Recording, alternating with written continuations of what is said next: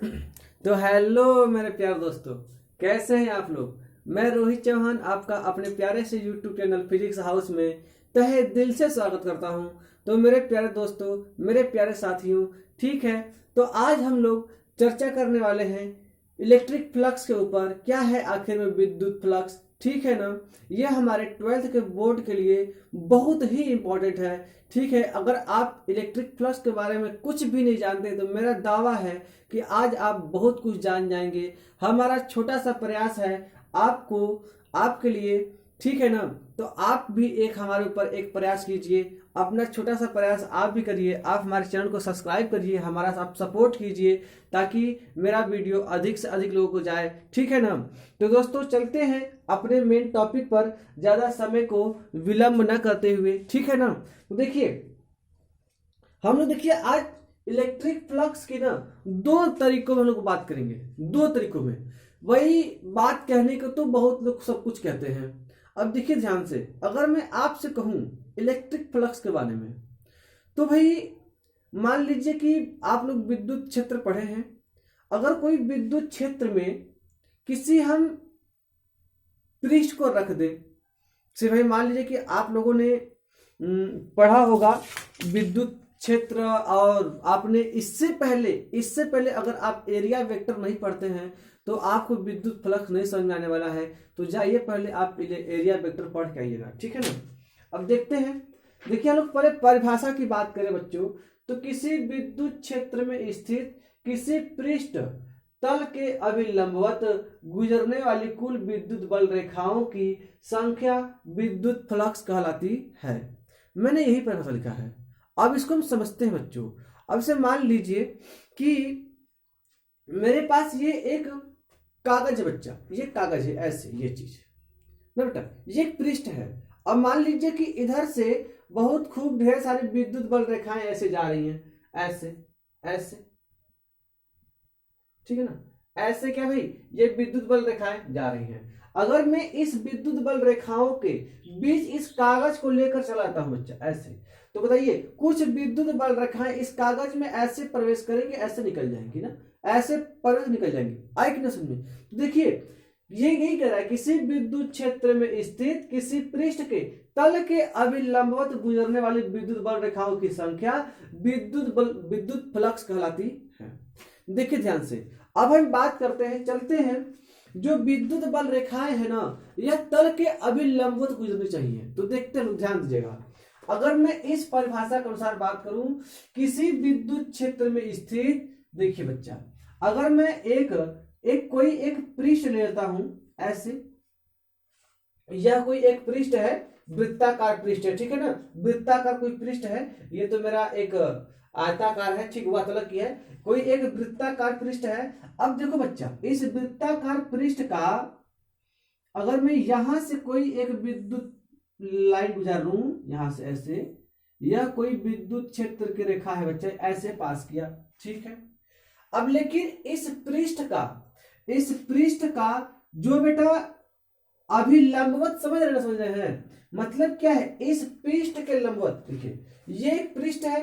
अब मैं किसी विद्युत फ्लक्स को मैं ऐसे गुजारा हूं, तो बच्चे देखो ये ऐसे निकल जाएगा ना, लेकिन इसके तल के अभिलंबवत, मतलब ये जो तल है ना, इसके डायरेक्ट ऐसे अभिलंबवत ऐसे आना चाहिए बेटा, तब कहलाएगा विद्युत फ्लक्स। मतलब क्या है, इस तल के डायरेक्ट, इस तल के अभिलंबवत, ऐसे नहीं, ये ऐसे है, ऐसे नहीं। अगर मान लो ऐसे चला गया तो कैसे कैसे होगा। हाँ देखिए ध्यान से भाई, बात करें तो इस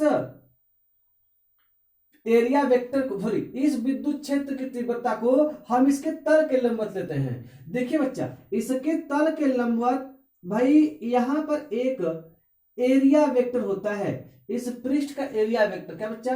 अगर हम बात करें यहां पर, अगर हम लोग एक छोटा सा, जहां से ये इलेक्ट्रिक फील्ड लाइन गई है, जहां से इलेक्ट्रिक फील्ड लाइन गई है, उस पृष्ठ के छोटे से भाग को हम लोग काट लेते हैं, जिसका क्षेत्रफल बहुत ही छोटा सा होगा, dA।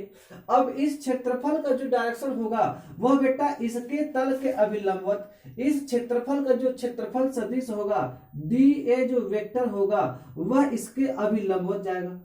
तो देखिए इलेक्ट्रिक फ्लक्स क्या कहता है, इलेक्ट्रिक फील्ड जो लाइन है ना, जो विद्युत बल रेखाएं है ना, वह इस तल के अभिलंबवत जानी चाहिए, अर्थात एरिया वेक्टर के दिशा में जानी चाहिए, अर्थात एरिया वेक्टर दिशा में। मतलब क्या है भाई, ये इलेक्ट्रिक फील्ड लाइन ऐसे चला गया, ये जो ऐसे गया है ना, इसको ऐसे नहीं, इसको एरिया वेक्टर की दिशा में, अगर हम बात करें एरिया वेक्टर की दिशा में जाएगा तल के अभिलंबवत। और हम जानते हैं किसी भी पृष्ठ का तल के अभिलंबवत ही तो उसका एरिया वेक्टर होता है कि नहीं बात सुन में। देखिए इसका एरिया वेक्टर इस पृष्ठ का इतना क्षेत्रफल है, इस क्षेत्रफल का जो एरिया वेक्टर है इस तल के अभिलंबवत हो गया, ठीक है ना, तल के अभिलंबवत। और कह रहा है क्या कि कोई इलेक्ट्रिक फील्ड लाइन तल के अभिलंबवत गुजरनी चाहिए, अर्थात उसके एरिया वेक्टर में। तो देखिए इस electric field line area vector के साथ थीटा कोण पर जा रहा है,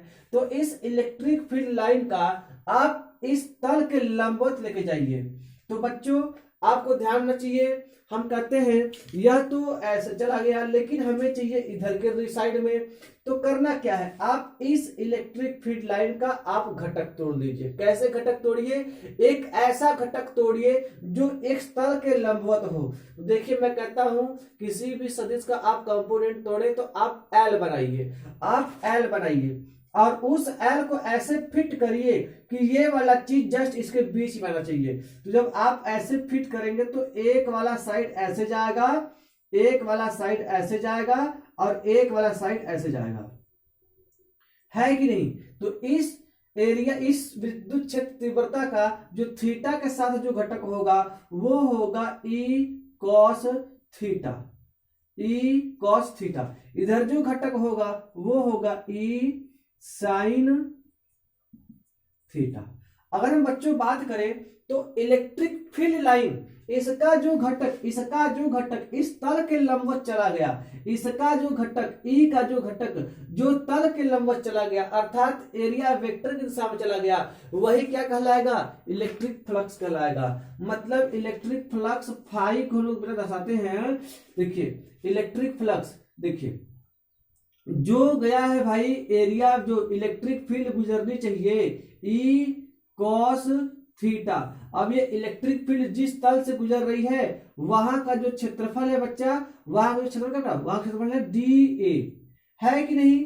तो इसको आप लिख सकते हैं फाई बराबर, देखिए यहां पर बच्चों में इसे डी फाई कह दूंगा तो अच्छा रहेगा, क्योंकि भाई छोटे से क्षेत्रफल से छोटा सा फ्लक्स गुजरेगा, छोटे से क्षेत्रफल से छोटा सा फ्लक्स गुजरेगा।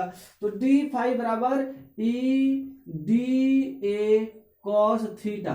देखो बच्चों ये हो जाएगा फाई बराबर, इससे हम लोग कह सकते हैं E vector dot dot D A vector, अर्थात जो इलेक्ट्रिक फ्लक्स होता है वह विद्युत क्षेत्र तीव्रता वह एरिया क्षेत्रफल सदिश का अदिश गुणन होता है।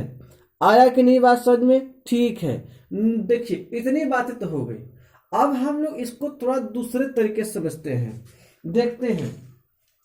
अब देखिए मैंने एक दूसरी परिभाषा लिख रखी है, इस परिभाषा को मैंने लिखा हुआ है किसी विद्युत क्षेत्र में स्थित किसी तल, हाँ थोड़ी एक मिनट, किसी विद्युत क्षेत्र में स्थित किसी तल के, यहां पर बेटा रहेगा किसी तल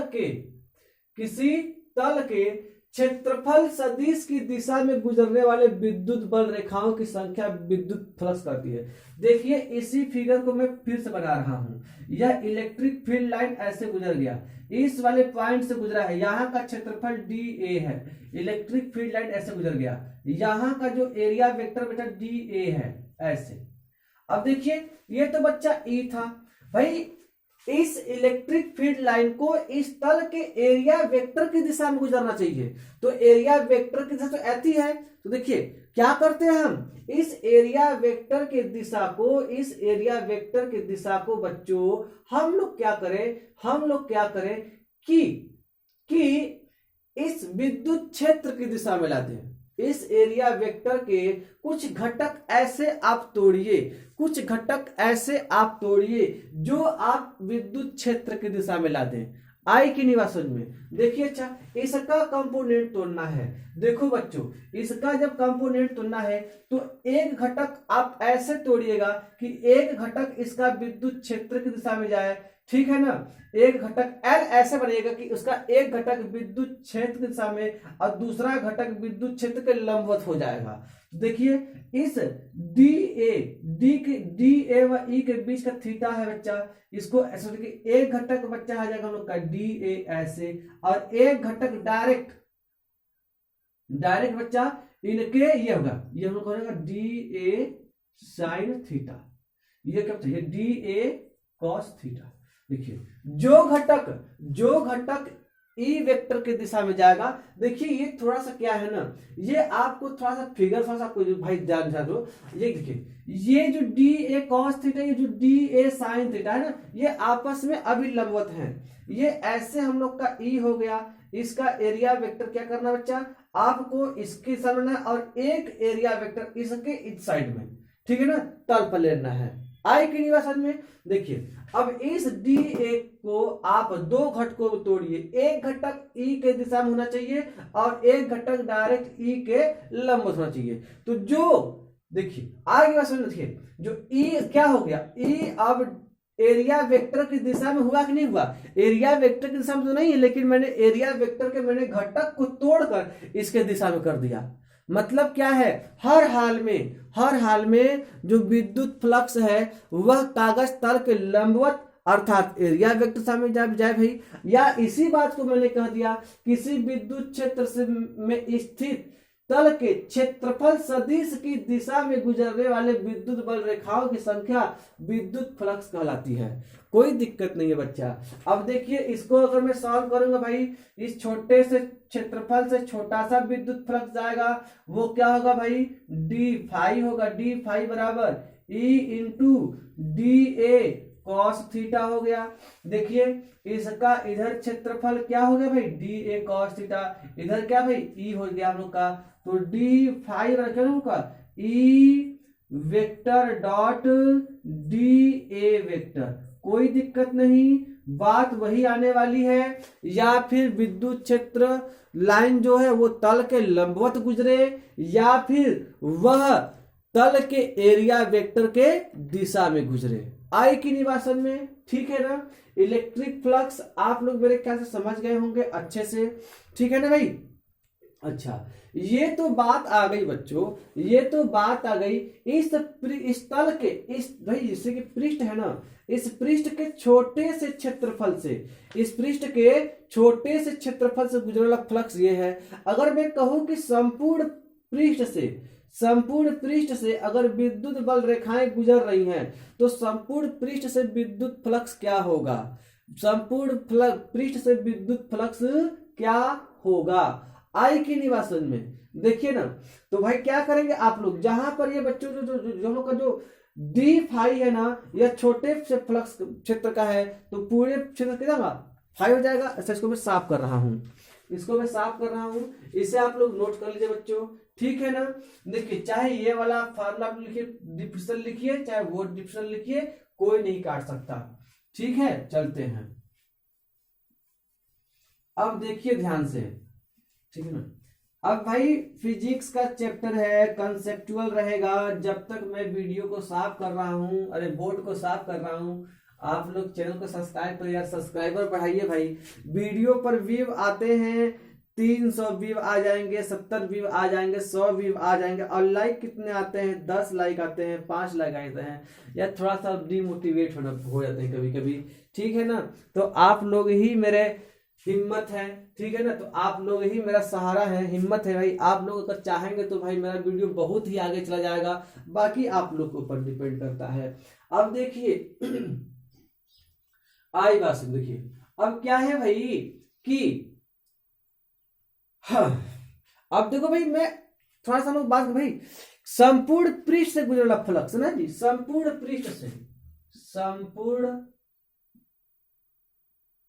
पृष्ठ से गुजरने वाला फ्लक्स, संपूर्ण पृष्ठ से। अब देखो बच्चा, ये हो गया हम लोग का एक पृष्ठ जी। इसके छोटे से क्षेत्रफल से इलेक्ट्रिक फील्ड गया ऐसे, इसका एरिया वेक्टर ऐसे है ना, ठीक है। अब इससे गुजरने वाला फ्लक्स क्या भाई, डी फाई बराबर D E D A cos theta है ना। आई की रिलेशन में अगर देखो बच्चों, अगर मैं बात कहूं आपसे इसके संपूर्ण फ्लक्स से गुजरने वाला फ्लक्स क्या होगा, देखिए तो यहां पर एक पृष्ठ और काट लीजिए, एक पृष्ठ और एक पृष्ठ और एक पृष्ठ। अगर धीरे धीरे धीरे धीरे धीरे धीरे आप सभी जगह आप डी फाई निकालेंगे, अगर सभी जगह अगर विद्युत फ्लक्स जा रहा है, विद्युत बल रेखाएं दिखाई जा रही हैं, ऐसे पास कर रही हैं, तो देखिए तो जहां पर आपने डी ए रखा है बच्चों, जहां पर आपने डी ए रखा है बच्चों, वहां पे क्या करना पड़ेगा आपको संपूर्ण पृष्ठ का क्षेत्रफल रखना पड़ेगा। और संपूर्ण पृष्ठ का क्षेत्रफल चाहे जो भी हो जाए, पृष्ठ अगर वर्गाकार होगा तो वर्गाकार पृष्ठ का क्षेत्रफल, अगर पृष्ठ अगर हमारा होगा गोलाकार तो गोलेकार पृष्ठ का क्षेत्रफल, अगर होगा त्रिभुजाकार त्रिभुज का पृष्ठ, जैसा पृष्ठ हो वैसा आपको वहां पर क्षेत्रफल रखना पड़ेगा। मतलब क्या जाएगा भाई, तो संपूर्ण पृष्ठ का क्षेत्रफल जो फाई होगा वो हो जाएगा बच्चा छोटे वाले डी फाई का समाकलन। अच्छा, फाई बराबर छोटे D phi E D A cos theta, तो आप लोग ई कॉस थीटा बाहर कर लेंगे, ठीक है ना। तो समाकलन के साथ डी ए मतलब क्या बच्चा, तो आपको क्या मिलेगा फॉर्मूला इसका भाई, E cos theta into D A का समाकलन क्या बच्चा, ये टोटल कैपिटल ए पूरे पृष्ठ का क्षेत्रफल हो जाएगा, तो क्या हो जाएगा E capital A cos theta phi बराबर। तो देखिए अगर छोटे पृष्ठ से गुजरेगा फ्लक्स तो भाई ई डी ए कॉस थीटा, अगर संपूर्ण पृष्ठ से गुजरेगा तो ई कैपिटल ए कॉस थीटा, ठीक है ना।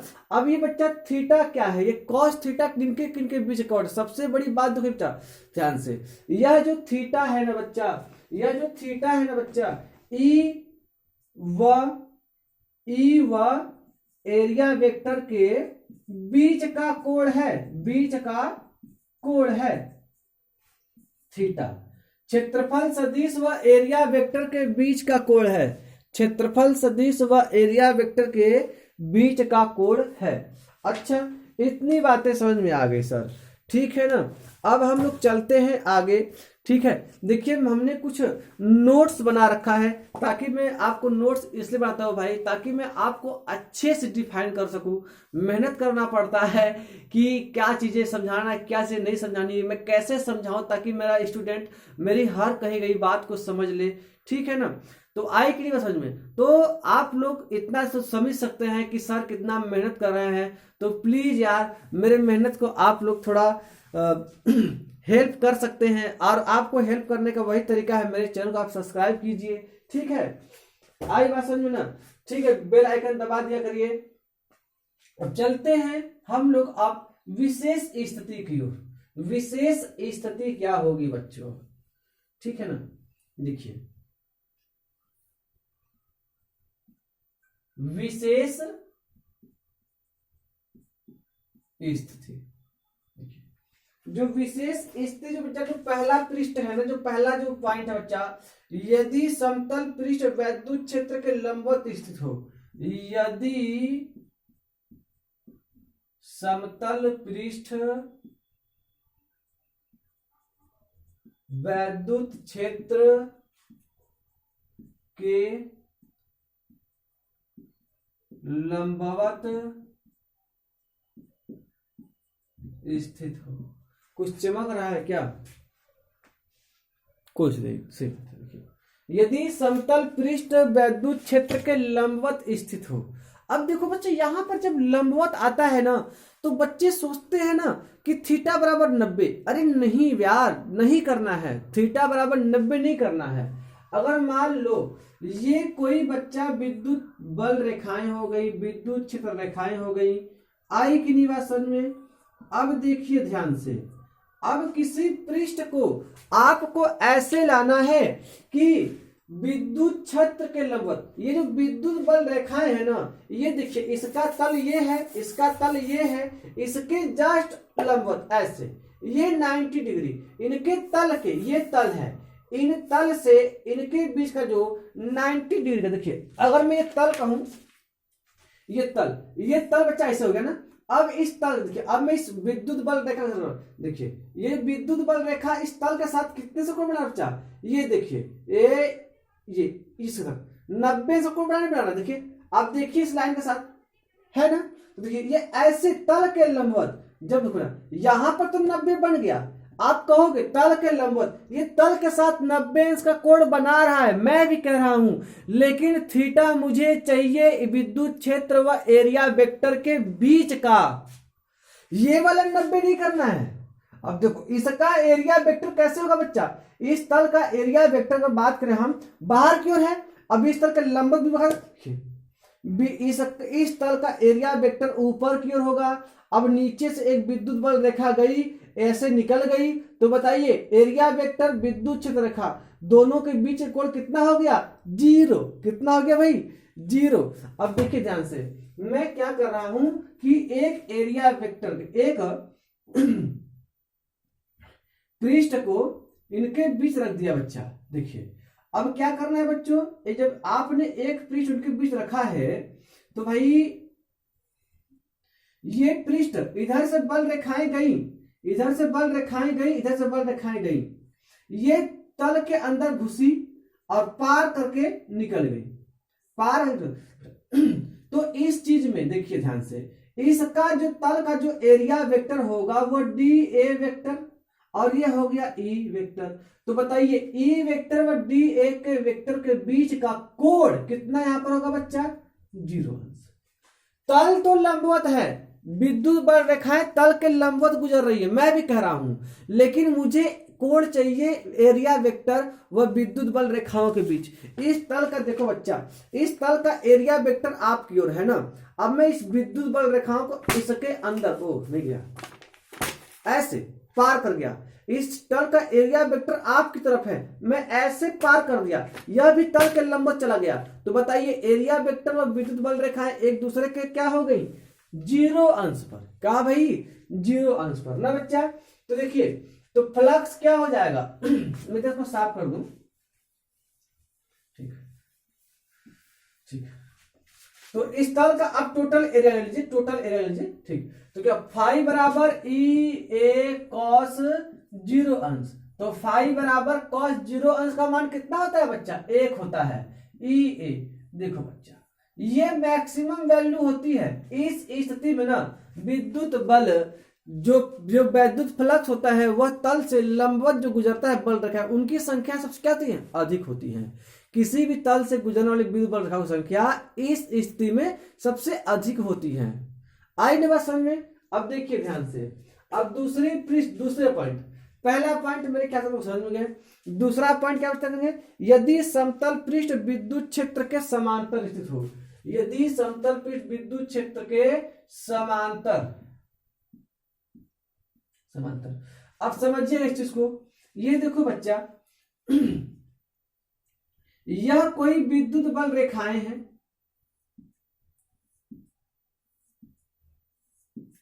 अब मुझे क्या करना है कि इस का जो तल है ना, ये तल लंबवत वाले मैंने इसके बीच ऐसे डाला था, लेकिन जब समांतर, अब देखो बच्चा इस तल को समांतर, ये इसका तल है, ये इसका तल है, जब ये इसका तल है तो इस तल का एरिया वेक्टर ऐसे होगा नहीं होगा।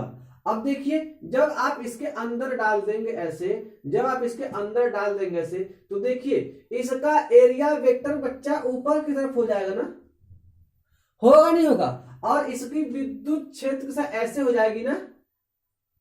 तो देखिए इस समय एरिया वेक्टर और विद्युत बल, एरिया वेक्टर और विद्युत क्षेत्र के बीच का कोण कितना है, 90 अंश है। समांतर तो मैं भी कह रहा हूं, समांतर में ये समांतर पर आप 0 और 180 मत समझ लेना, क्योंकि समांतर पर आप जब बात तो आप 0 अंश समझ लेते हो, नहीं भाई, ये तो तल इसके साथ समांतर है, ये तल इसका समांतर है, इसके साथ समांतर है, लेकिन एरिया वेक्टर इसके विद्युत बल रेखा के लंबवत है कि नहीं, ठीक है ना। अब देखिए, अब मैं ऐसा कर रहा हूं कि एक ये डॉट लाइन द्वारा, ठीक है ना, ठीक है, ये वाला तल बाहर है, ये तल बाहर है, ठीक। देखिए इसका जो एरिया वेक्टर बच्चा ऊपर की तरफ और ये बच्चा ये 90, ये तल बेटा ऐसे है ना जी, ऐसे तल है ये, ठीक है ना, ऐसे घुसा हुआ है। तो देखिए यहां पर क्या हो जाएगा बेटा, cos 90 अंश है कि नहीं। अब बताइए इस स्थिति में इस तल से देखिए ये सारी की सारी विद्युत बल रेखाएं ऐसे जा रही, ऐसे जा रही, ऐसे जा रही, ऐसे जा रही, ऐसे जा रही, ऐसे जा रही, ऐसे जा रही।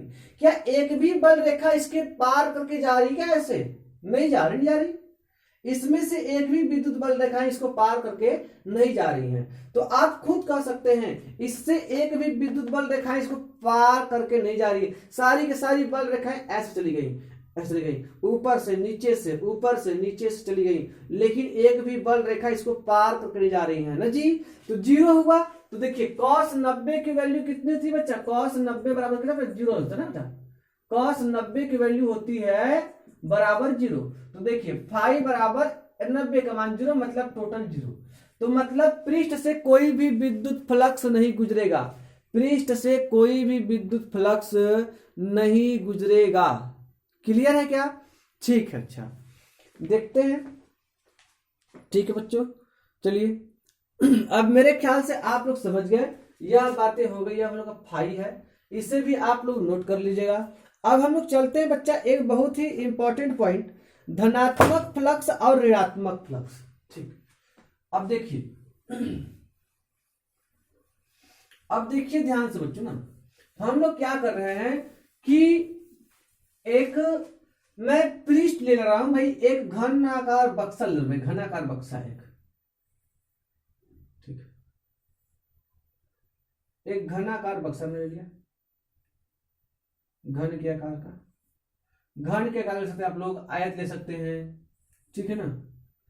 चलिए अच्छा मैंने ऐसा बना दिया, ये ऐसा बना दिया। अब देखिए, अब भाई देखिए इसका जो ये वाला पृष्ठ है, इस पृष्ठ को ए पृष्ठ, ये वाला पृष्ठ, आप मार्कर को देखिए ध्यान से, आप मार्कर को देखिए ध्यान से, तो इसका ये जो पृष्ठ है और इसका एक ये वाला जो पृष्ठ है, थोड़ा ध्यान से देखिए मार्कर आप लोग, ये दोनों के दोनों पृष्ठ एक दूसरे के समांतर है कि नहीं। ठीक है, अब क्या करते हैं बच्चों, इधर से मैं विद्युत बल रेखाएं में डाल रहा हूं, विद्युत बल रेखाएं चली गई। देखिए अब ये विद्युत बल रेखाएं इधर से तो इस पृष्ठ के अंदर प्रवेश करती हुई नजर आ रही हैं। अगर इधर जो व्यक्ति होगा उसको यही विद्युत बल रेखाएं बाहर निकलती हुई दिखाई देंगी, आए कि नहीं बात समझ में, है ना बच्चों। ये जो विद्युत बल रेखाएं है कि नहीं, इधर से जो भी व्यक्ति खड़ा होगा उसको ये विद्युत बल रेखाएं इस वाले पृष्ठ में प्रवेश करती हुई और उस वाले पृष्ठ से निकलती हुई। तो देखिए ध्यान से, जब भी किसी पृष्ठ में विद्युत बल रेखाएं प्रवेश करती हैं तो वो हमारा होता है ऋणात्मक फ्लक्स। क्या होता है भैया, ऋणात्मक फ्लक्स। और जब विद्युत बल रेखाएं किसी पृष्ठ से बाहर निकलती हैं तो होता है हम लोग का धनात्मक फ्लक्स। अब इस बात को ध्यान रहे, कभी भी विद्युत बल रेखाएं प्रवेश करनी चाहिए, चाहे वो कितने ही एंगल पर प्रवेश करें, चाहे वो कितने ही एंगल पर प्रवेश करें, लेकिन विद्युत बल रेखाएं किसी पृष्ठ में प्रवेश करनी चाहिए। ठीक है ना बच्चा। अगर कोई विद्युत बल रेखाएं किसी पृष्ठ में प्रवेश कर गई तो वो कहलाएंगी ऋणात्मक, अगर किसी पृष्ठ से निकल रही हैं तो वो कहलाएंगी धनात्मक फ्लक्स। आई कि नहीं बात समझ में। अब मेरी बात आप लोग समझ गए हैं, तो ये बहुत बड़ी बात नहीं थी, आप लोग इससे आराम से नोट कर सकते हैं, लिख सकते हैं। तो देखो बच्चों, अब हम लोग चलते हैं कुछ अपने प्यारे प्यारे न्यूमेरिकल की ओर, ठीक है ना। इससे संबंधित हम लोग कुछ न्यूमेरिकल कर लेते हैं, ठीक है। अच्छा, न्यूमेरिकल करने से पहले देखिए यही बात है, मैं कुछ चीजें भूल जाता हूं, इसीलिए मैं आप चीजों को अब नोट करता हूं ताकि ये स्टेप बाय स्टेप में भूलूं नहीं। देखिए अब हम बात करते हैं विद्युत बल, विद्युत फ्लक्स कैसी राशि है, उसकी मात्रक क्या होगा, उसका बीमा क्या होगा, आई की नहीं बात समझ में। अब देखिए ध्यान से, अब देखो बच्चा, अब जानते हो फाई बराबर होता है E vector dot A vector. अब देखिए ये जो वेक्टर है ना बच्चा, ये किसका गुणक है, ये हम लोग का अदिश गुणन का है ना बच्चा। तो देखिए फ्लक्स, फ्लक्स विद्युत फ्लक्स, विद्युत फ्लक्स अदिश राशि है, ये बात हो गई, अदिश है। अच्छा मात्रक देखा जाए, मात्रक देखा जाए, फाई का मात्रक देखा जाए तो ई का मात्रक क्या था बेटा, न्यूटन प्रति कूलाम, न्यूटन प्रति कूलाम।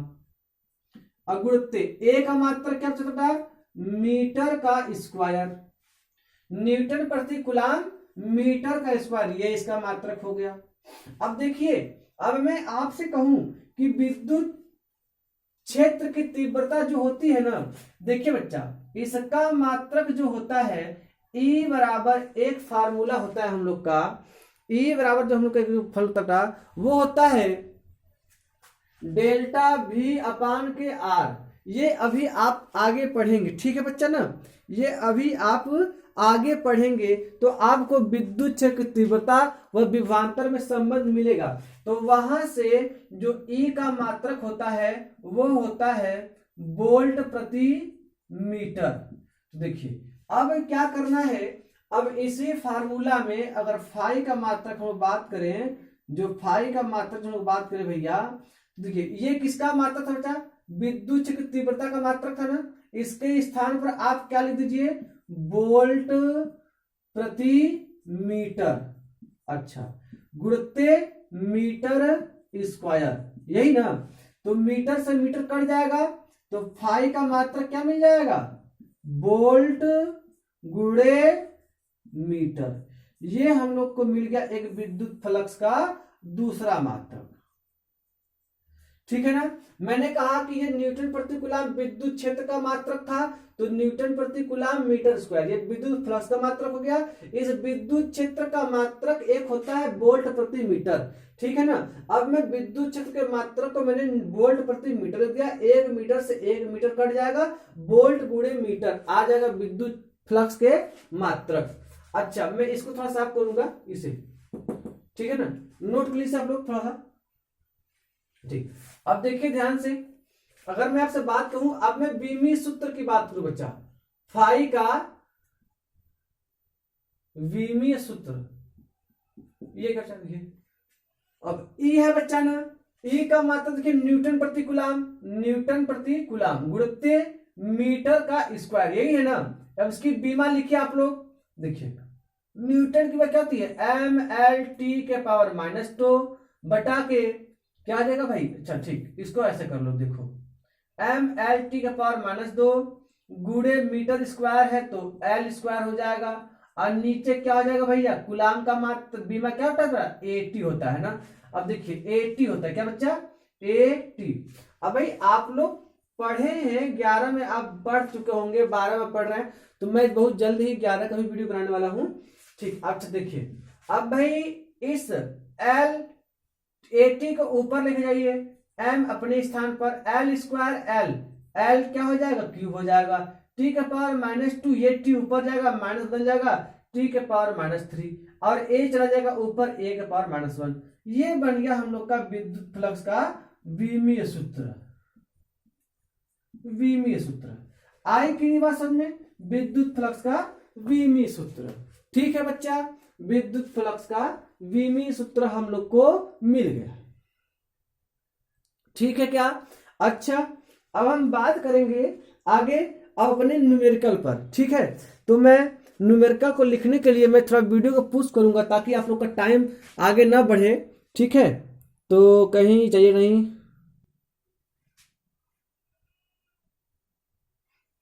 देखिए भाई क्या है कि मैंने सवाल को लिखा नहीं, ठीक है, सवाल मुझे लिखना चाहिए। देखिए अब क्या है भाई, एक आपको दिया हुआ है एक समान विद्युत क्षेत्र, एक समान विद्युत क्षेत्र